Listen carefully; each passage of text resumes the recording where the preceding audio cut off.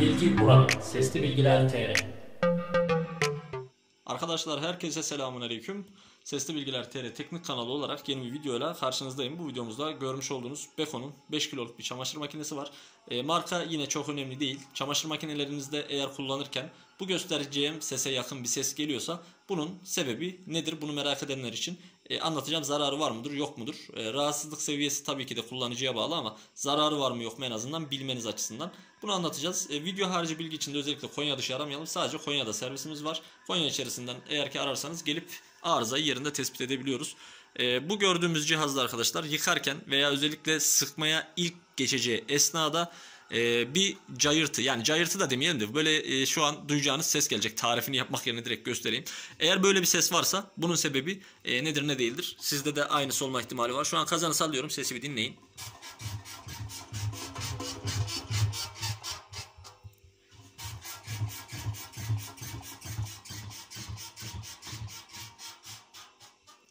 Sesi duydunuz arkadaşlar. Eski bir garyola, bu eski somyalar olurdu. Üstüne yün yataklar atılırdı.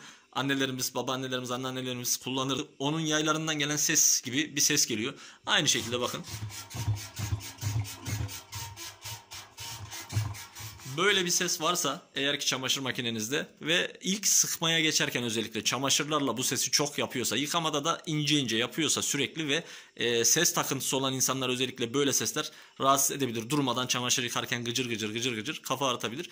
Bu sesin sebebi, kaynağı üst taraftaki askı yaylar arkadaşlar. Çamaşır makinenizin şu üst kapağını açtığınız anda sağ ve sol tarafında 2 tane askı yayını göreceksiniz. Zaten başka yay yok. Eğer kendim bakacağım ve kendim bir şeyler yapacağım diyorsanız o 2 yayın bağlantı yerleri, yani hem kazanın kendi plastiğine hem de sacına, yani makinenin sacına takılan uçları ve kazana takılan kısımlarına gres yağı sürerek bu sesi belki bir nebze olsun kesebilir, belki bir süre olsun önleyebilirsiniz.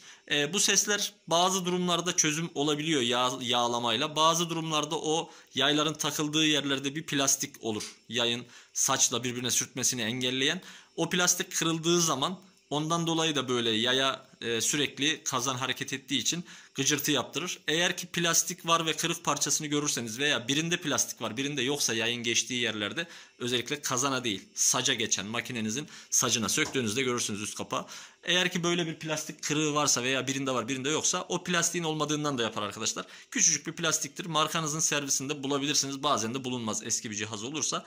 Yağlayıp ya da o plastik eksikse onun yerine takıp sesi kesebilirsiniz böyle bir gıcırtı varsa. Arıza mıdır? Değildir. Ama rahatsız eder mi? Evet. Yani uzun süre kullanımda özellikle rahatsızlık verebilir. Amortisörler eskidiği zaman da yaylara çok yük bindirip özellikle amortisörlerin zayıflamasıyla alakalı da bu tip sesleri yaptırabiliyor. Yani sadece yayları kontrol edip üst tarafta plastiği kırıksa vesairese bunları yaptıktan sonra ses gene devam ederse alt taraftaki amortisörleri de kontrol edebilirsiniz. Amortisör videoları da kanalımızda var. Onun arızasını nasıl tespit ederiz derseniz oradan da ona bakabilirsiniz. Tekrar videolarda görüşmek üzere. Yorum bırakmayı, beğenmeyi, abone olmayı unutmayalım. Videoların içeriği ve devamı için arkadaşlar bu ücretsiz bilgilerin kanalımızı takip etmeyi unutmayın.